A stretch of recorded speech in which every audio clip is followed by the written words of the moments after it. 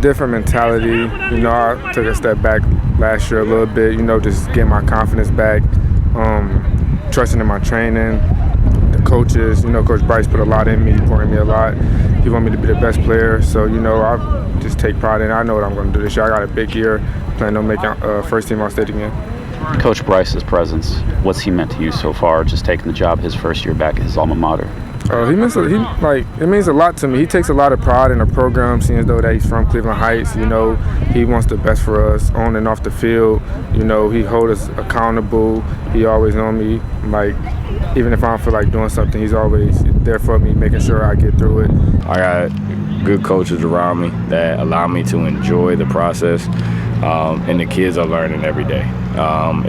Some things are a little bit different for them in regards to how we practice, the process we're going through, the day, just how fast-paced it is, the meetings, the different things that we're doing throughout the day to really teach them how not just to be really good high school football players, but potentially for a lot of them really good college football players. I think him being from Heights is it's a major thing for him. He's proud. He shows where he's from, everywhere he goes. And he's kind of feeding that into us and building a new culture here. Quite the quarterback competition. Last year you were in a competition with Justin Gobble. You guys taking snaps. Meanwhile, LaMarcus was at Glenville with Harvell Nelson doing the same thing. Here you guys are again. Now in a new quarterback competition with each other. What do you make of it? Yeah, competition is great. I make him better. He makes me better.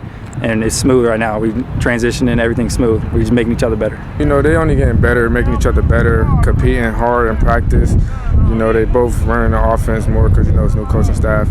But to be honest, they're both doing good, making each other better, stuff like that. When I see this program, when I see these guys out here, you guys aren't as big as you were your last few years, but there's still that speed, there's still that talent. You got John and Elijah in the backfield, you at the skill spots. What do you make of how important is that for what you guys want to do? It's very important. We got a lot of weapons. We can finally use them this year, spread the ball out and just have fun with it and, get the balls to our weapons and let us make plays. It's been a ride. It's drinking out of a fire hose, but I can't say that I'm not having fun with it because I'm doing what I love to do, and I'm teaching, I'm mentoring, and I'm getting the chance to coach kids at my alma mater, so I can't go wrong there. Is the fire hose a little more tolerable when you have kids like Henry back, these talented sophomore running backs, and some interesting quarterbacks in LaMarcus and Asher, as at those skill spots? You guys are set pretty good there, I think. Yeah. Does that make the fire hose a little bit easier to take when you have those type of kids? Yeah, it does. Obviously, good players always make life easier. But at the end of the day, it's about developing the team.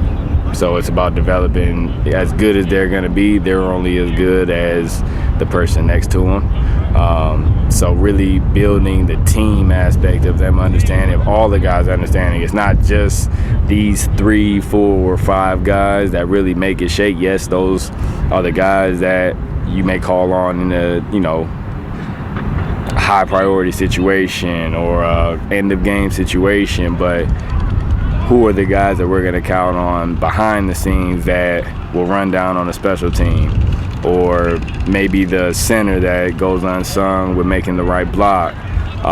So yes, it's a blessing to have them, and I'm excited for them to see them work this year. But I'm more excited to see us develop as a team through those guys as much as I am for their own personal success.